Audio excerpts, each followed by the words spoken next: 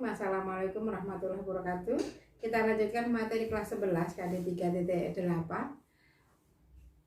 Kompetensi intinya bisa kalian baca sendiri, mulai dari memahami, menerapkan, menganalisis, dan mengevaluasi pengetahuan faktual, konseptual, prosedural, dan metakognitif berdasarkan rasa ingin tahu tentang ilmu pengetahuan, teknologi, seni budaya, dan humaniora dengan wawasan kemanusiaan, kebangsaan, kenegaraan, dan peradaban terkait penyebab fenomena dan kejadian. Kemudian KD-nya adalah 3.8. Tadi Ibu bilang menganalisis akar-akar nasionalisme Indonesia dan pengaruhnya pada masa kini. Indikatornya ada 6, kalian bisa baca sendiri, mulai dari pengertian nasionalisme sampai menganalisis pengaruh pergerakan nasional bagi perjuangan bangsa Indonesia. Nah, kita mulai dari materi pertama kita, yaitu akar-akar nasionalisme Indonesia.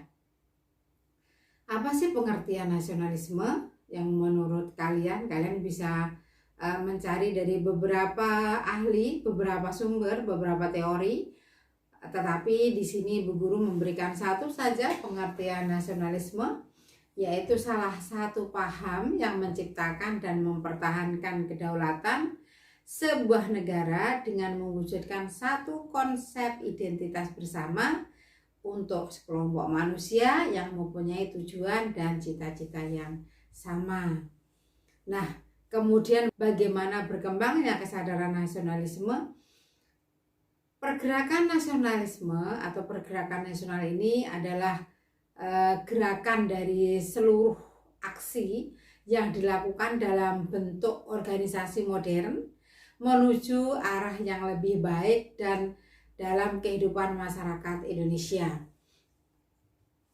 Faktor pendorong gerakan nasionalisme, kalau kalian lihat di gambar tersebut,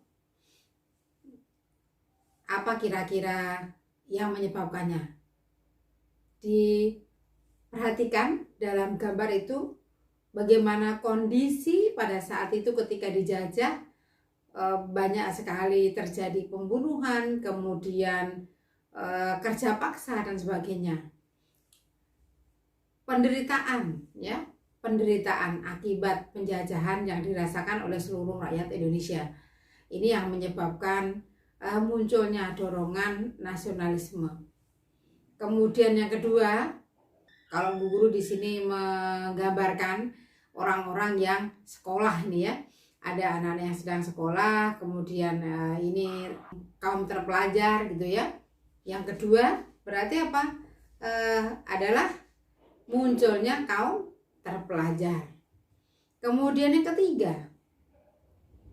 ketiga kalian bisa juga lihat di fotonya itu, di gambar itu, karena sebagian besar orang menganut Islam pada saat terjadi penjajahan itu, maka timbullah pemahaman tentang perang suci atau fisabilillah, bahwa Indonesia adalah Islam sedangkan Belanda adalah kafir, sehingga mereka keinginan untuk melakukan perjuangan suci. Sedangkan faktor dari luar negeri, yaitu kemenangan Jepang atas Rusia, kemudian adanya gerakan nasional di negara-negara lain, misalnya di India, di Filipina maupun Cina. Jadi kalau disimpulkan apa tadi itu? Faktor pendorong munculnya nasionalisme. Yang pertama pasti tadi adalah faktor dalam negeri. Kemudian yang kedua adalah faktor luar negeri ya. Nah, yang ketiga adalah pelaksanaan politik etis. Pelaksanaan politik etis ini digagas pada saat itu, di mana Ratu Wilhelmina menerapkan politik etis di Indonesia dengan 3 cara ya, yaitu kalau politik etis itu ada 3, makanya sering juga disebut dengan Trias van de Venter ya, atau trilogi van de Venter gitu ya. Irigasi ini digunakan untuk mengairi perkebunan tebu dan tembakau milik pengusaha Belanda. Memang bunyinya itu politik etis. Ada sebuah politik untuk memberikan balas budi atas kebaikan rakyat Indonesia. Sebenarnya seperti itu tujuannya. Tetapi pada kenyataannya, pada prakteknya, 3 hal yang diciptakan itu, 3 hal yang diidekan itu bukan serta-merta untuk kepentingan bangsa Indonesia, tetapi untuk kepentingan Belanda juga gitu. Yang kedua adalah transmigrasi. Ini transmigrasi keluar Jawa, khusus Sumatera, dan dapat diakses oleh pengusaha-pengusaha luar Jawa, yaitu untuk memperoleh tenaga kerja yang murah. Jadi mereka sengaja didatangkan itu untuk bekerja di perkebunan milik Belanda. Yang ketiga adalah edukasi atau pendidikan. Bagi rakyat untuk mengenyam pendidikan pada saat itu sangat susah ya. Ada banyak sekali aturan ya. Hanya para bangsawan saja yang boleh sekolah. Kemudian di sekolah tersebut juga menggunakan pengantar bahasa Belanda. Kemudian pemberian pendidikan untuk golongan disesuaikan untuk kebutuhan dan tenaga kerja yang murah. Jadi efek samping itu kalau bisa dikatakan seperti itu dari pelaksanaan politik etis, salah satunya edukasi itu memang rakyat kita pada saat itu diberikan kesempatan untuk belajar gitu ya. Memang mereka diberikan kesempatan belajar, tapi sesuai dengan kebutuhan yang diinginkan gitu. Kalau dia yang hanya dibutuhkan untuk juru tulis misalnya, ya hanya sekedar itu saja yang dipelajari, yang diajarkan itu. Mereka mencari atau mereka mendidik rakyat Indonesia itu untuk dijadikan sebagai tenaga kerja yang murah untuk membantu mereka di dalam beberapa urusan itu. Tapi itu sekali lagi untuk hal-hal yang nggak signifikan lah, yang hal-hal yang murah, hanya sekedar untuk mengantarkan surat kurir gitu ya, hanya sekedar itu. Mereka tidak serta-merta ingin membuat rakyat Indonesia itu pintar, kemudian mereka bisa mengembangkan negaranya tuh, nggak sampai sana pemikiran dari politik etis sendiri ya. Jadi hanya untuk memenuhi kebutuhan perusahaan-perusahaan Belanda, apa yang dibutuhkan itulah yang diciptakan gitu. Kemudian peranan atau golongan kaum terpelajar ya, atau insan cendekiawan ya. Mereka orang-orang yang terpelajar ini mulai menyadari betapa terpuruknya nasib bangsa Indonesia, tidak mempunyai suara di Dewan Perwakilan Rakyat, kemudian tidak dianggap tuh, sehingga mereka ini para golongan terpelajar yang sudah belajar, yang sudah mengerti, mereka karena dia pengantarnya adalah bahasa Belanda, maka dia bisa membaca koran-koran bahasa Belanda, buku-buku bahasa Belanda, sehingga mereka tahu apa sebenarnya sih yang terjadi di dunia luar sana gitu. Kaum terpelajar akhirnya menemukan kepincangan yang terjadi pada bangsanya. Mereka sadar itu ya, mereka menyadari kegagalan perlawanan bangsanya. Diskusi panjang untuk membahas mengenai bagaimana caranya melakukan perlawanan terhadap para penjajah itu. Walaupun sudah dibuktikan sebelum tahun 1908 memang terjadi perjuangan bangsa Indonesia walaupun melalui kerajaan-kerajaan itu, namun hasilnya belum nampak gitu. Belum mampu mengusir penjajah seluruhnya keluar dari bangsa Indonesia. Paling mereka hanya pindah dari satu tempat ke tempat lain, tapi masih berkutak-kutak di dalam bangsa Indonesia gitu. Nah, diskusi panjang tersebut akhirnya menyimpulkan gitu. Yang pertama, tidak ada semangat persatuan.